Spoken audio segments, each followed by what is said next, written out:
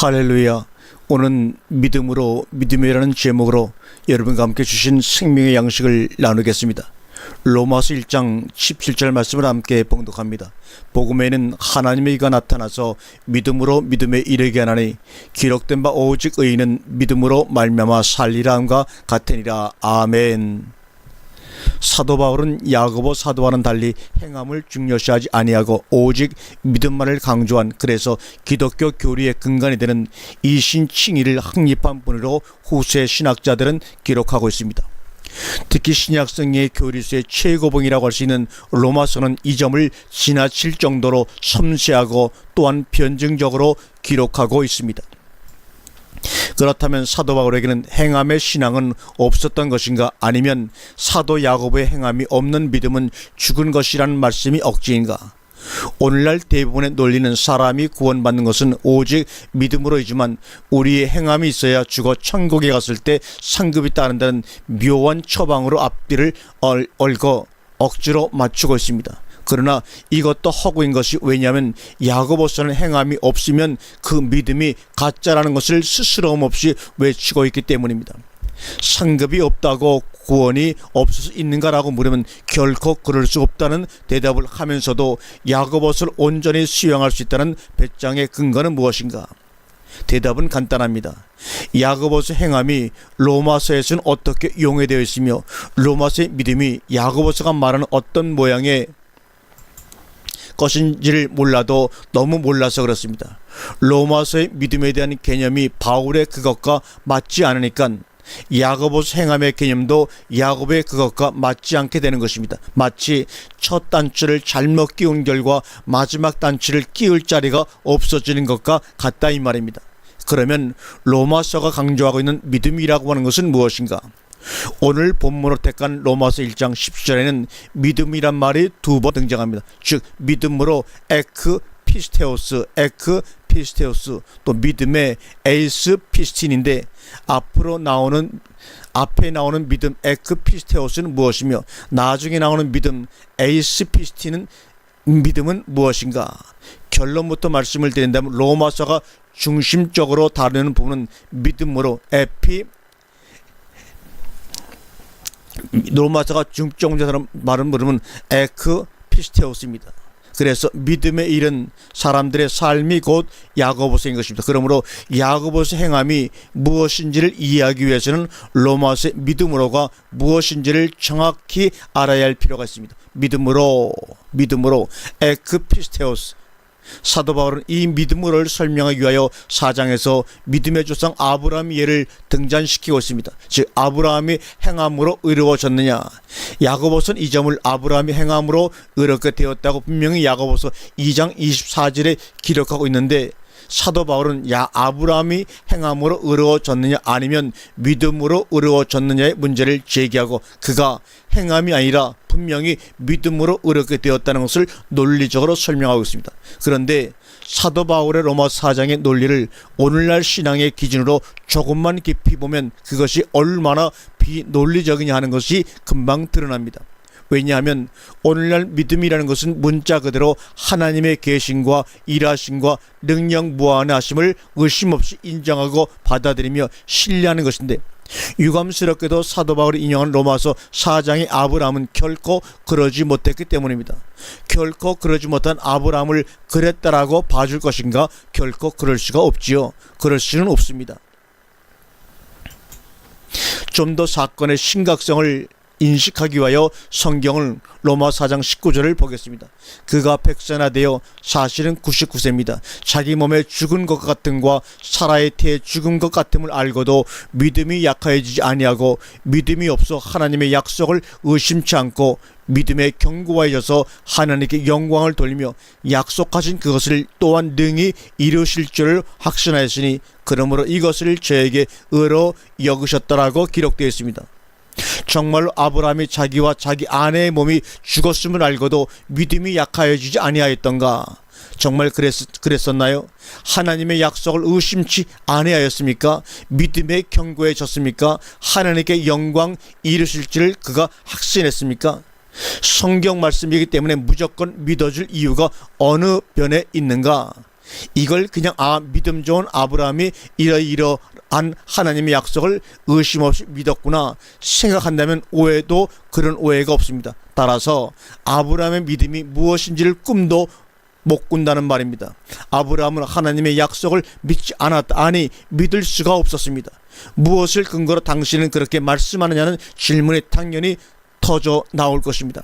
창세기 17장의 기록을 보십시다. 왜냐하면 창세기 17장은 아브라함의 나이 99세 때 일을 기록하고 있어 오늘 로마서 4장의 배경이 되고 있는 곳이기 때문입니다. 바울은 창세기 17장에서 아브라함이 믿음으로 의로워졌다고 분명히 얘기하기 때문입니다.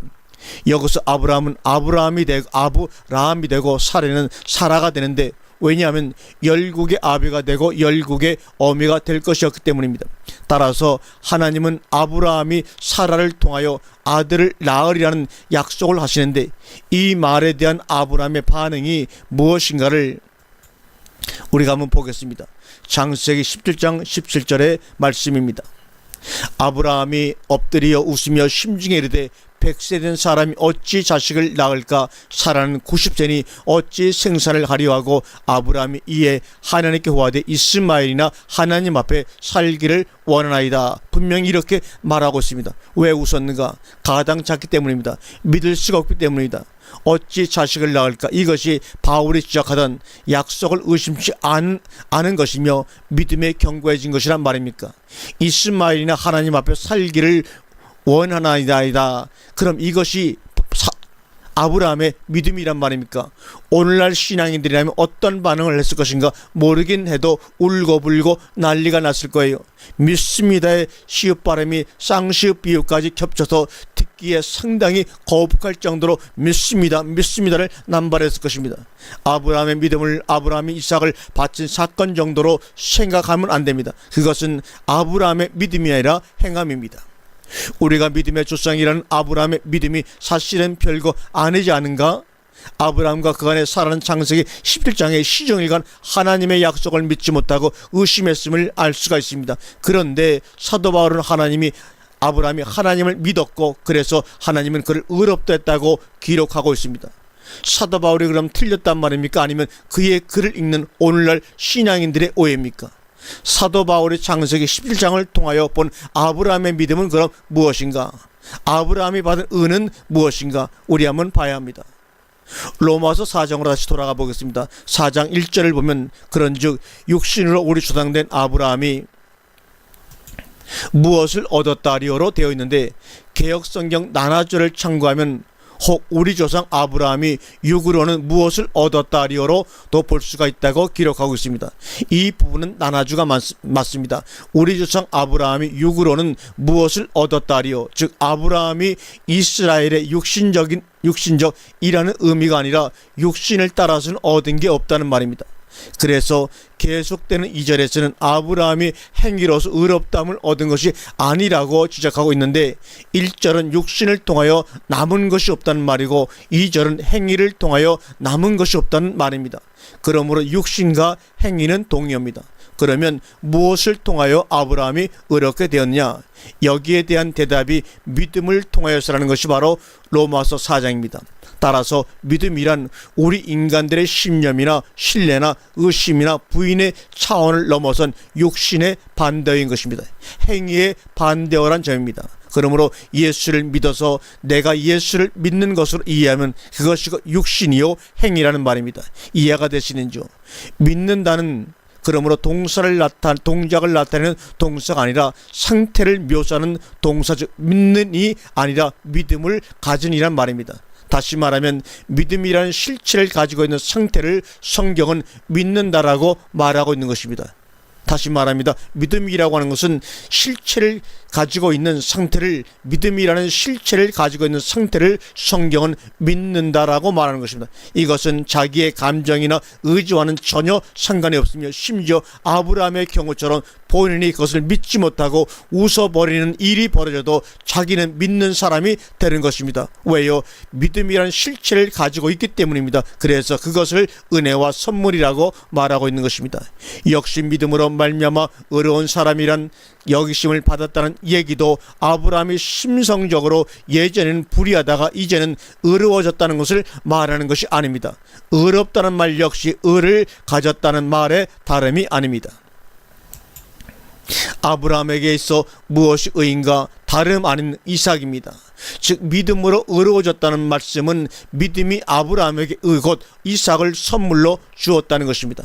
그러므로 믿음도 의도 아브라함의 행위와는 상관이 없는 것입니다. 아브라함의 인간적 육신적인 능력이 아니라 하나님의 믿음이 이삭을 낳은 것이라는 말이죠. 그래서 아브라함이 웃을 때까지 기다리셨습니다. 왜냐하면 육신적으로 그럴 가능성이 있는 나이에 이삭을 약속하고 주었다가는 어리석은 아브라함이 자기의 능력으로 자기가 믿어서 낳았다고 착각할 가능성이 있으므로 자기와 자기 아내의 몸이 완전히 죽어 아이를 가질 수 없다는 것을 자인할 때까지 하나님이 인내하며 기다리신 것입니다. 아브라함과 사라가 기다린 것이 아니라 하나님이 기다리신 것입니다. 무엇이 이삭을 탄생케 했는가? 이삭에 대하여는 여러분께서 갈라디아서 3장 15절과 17절을 꼭 읽어보시기 바랍니다. 이 질문에 대한 답이 바로 믿음입니다. 육신이 아니고 행위가 아니며 곧 하나님의 언약이요 그렇게 되리라는 말씀이 믿음이란 말이요 믿음의 실체가 바로 말씀입니다. 사도 바울은 이 점을 계속해서 설명해 가다가 드디어 로마서 8장에서는 그분이 곧 생명의 성령임을 지적하고 있습니다. 그러므로 육신의 생각은 하나님과 원수가 된다고 단정적으로 얘기할 수가 있는 것입니다. 왜냐하면 믿음으로 하지 않는 모든 것이 죄이기 때문입니다. 따라서 믿음은 모든 사람의 것이 아니며 믿음이 오기 전에 율법 아래 죄 아래 매여 종로로 탄 것과 종로로 탄 것의 억울함과 비참함에 대하여 이를 갈아보지 않는 삶은 믿음이 오더라도 그 필요성을 깨닫지 못하게 되는 것입니다. 아브라함은 도저히 믿어지지 아니하고 믿을 수 없는 상황에서 솔직히 난 믿을 수 없습니다라고 말했습니다. 하나님은 이것을 믿음이 없다고 왜 불신하느냐고 책망하신 것이 아니라 시간을 두고 믿도록 항복하도록 인도하시는 것을 볼 수가 있습니다. 즉 그의 전생애를 통하여 하나님의 약속의 신실하심이 어떻게 이루어지는가를 아브라함의 두 눈으로 똑똑히 보게 하시고 그래서 마음 중심으로부터의 항복과 사랑을 유도하신다는 것입니다. 그래서 결국에는 하나님의 말씀 앞에 그것이 전부인 사람이 되고 마는 것입니다. 그 말씀이 내게 유익하건 아니건 나의 원함과 상관이 있건 없건 당신의 말씀 앞에 꼼짝할 수밖에 없는 사람이 되어지는 것입니다. 그러한 삶의 하이라이트가 이삭을 바친 사건인데 이것은 이미 그렇게 될 수밖에 없도록 되어 있었습니다. 즉 아브라함이 가진 믿음이 그로 하여금 믿음에 이르게 한 것이고 야고보서적으로 보면 이것이 곧 행함인 것입니다. 즉 로마서 1장 17절에 두 가지 믿음은 서로 표리의 관계가 있는데 믿음으로가 실체로서의 믿음이라면 믿음에가 행함으로서의 믿음이란 점입니다. 로마서는 주로 안에 감춰진 믿음으로를 강조하고 있는 반면에 야고보서는 그 실제적인 믿음이 바깥으로 나타났을 때 모습을 설명하고 있는데 그것이 곧 행함이라고 말하고 있는 것입니다. 그러므로 무엇이 먼저이냐 하면 당연히 내적인 실체로서의 믿음이 먼저임을 말할 필요가 있습니다. 그럼에도 불구하고 오늘날 대부분의 신자들이 이삭을 바치는 일에 관심이 많은 이유가 무엇입니까? 그렇게 배워왔고 뿐만 아니라 실체로서의 인격으로서의 믿음에 대해 무지했기 때문입니다. 아브라함이 이삭을 바친 것을 단순히 부활을 바라보았다거나 이삭이 죽더라도 다른 아들을 주리라고 믿었다고 설명하면 곤란합니다. 아브라함은 그러한 미래에 있을 일에 대한 신념으로 이삭을 바쳤던 것이 아니라 단지 자기에게 임하신 하나님의 말씀 앞에 순종 그거밖에는 아무것도 할 수 없다는 것을 자기의 그동안의 삶을 통하여 절실히 너무나 깨달았기 때문입니다. 이것이 믿음으로 믿음에 이르는 결과이며 이것을 야고보서는 행함으로 쓰고 있는 것입니다. 그러므로 야고보서 행함은 로마서 행함과는 다릅니다. 로마서 행함은 인간들 행위 즉 자신이 어떠한 어떠어떠한 일을 하는 것으로 설명하는데 이러한 행함은 율법이요 그 육신의 생각입니다. 그렇다면 야고보서적인 행함을 로마서는 무엇이라고 기록합니까? 이 부분이 바로 로마서 10장의 내용들입니다. 즉 행함이란 하나님께 대한 열심도 아니며 그리스도를 위하여 하늘에 올라가는 일도 아니며 또한 음부에 내려가는 그런 엄청난 일도 아니다. 그러면 무엇을 말하느냐? 8절에 말씀이 내게 가까워 내 입에 있으며 내 마음에 있다 하였으니 마음으로 믿어 의에 이르고 입으로 시인하여 구원에 이르니라고 10절에 고백하고 있습니다. 로마서의 야고보적 행함은 곧 입에 있는 말씀 시인입니다. 말씀 즉 이 믿음이 마음에 있다면 반드시 입을 통하여 드러나게 되는데 그 말이 선한 말이냐 악한 말이냐에 따라서 악한 열매냐 선한 열매냐가 결정되고 이것을 분별하는 사람이고 장성한 사람이요 믿음이 있다면서 선한 말이 나오지 않는다면 그것이 곧 행함이 없는 믿음으로서 가짜라고 말하고 있습니다. 우리는 믿음으로 사는 사람인가 아니면 믿음으로 살 사람인가, 이미 믿음에 이른 사람인가? 오늘 본문의 후반부는 의인은 믿음으로 살리란 하박국 2장 4절의 말씀을 인용하고 있는데 살리라가 어떤 종류의 살리라인가? 하루하루를 믿음으로 산다는 말인가 아니면 산다의 미래 시제인가? 대개 사람들은 산다는 미래 시제로 후자를 살고 있습니다. 즉 하루하루를 믿으면서 살아간다는 의미가 아니라 믿음 때문에 미래에 살게 되리라는 의미입니다. 믿음 때문에 살림을 입은 사람의 삶이 곧 믿음에 이른 삶입니다. 그래서 예수님께서 가라사대 나는 부활이요 생명이니 나를 믿는 자는 죽어도 살겠고 무릇 살아서 나를 믿는 자는 영원히 죽지 아니하리라고 요한복음 11장 25절과 26절에 말씀하고 있습니다. 죽어도 살겠고를 사는 사람이 있고 영원히 죽지 아니하리라를 사는 사람도 있습니다. 한 가지 분명한 것은 아브라함처럼 의심했으면서도 후세 성경 기록자에 의하여 의심치 않았다고 여김을 받는 사람이 복 있는 사람입니다. 아브라함은 의심했으나 그의 믿음은 의심치 않은 것입니다.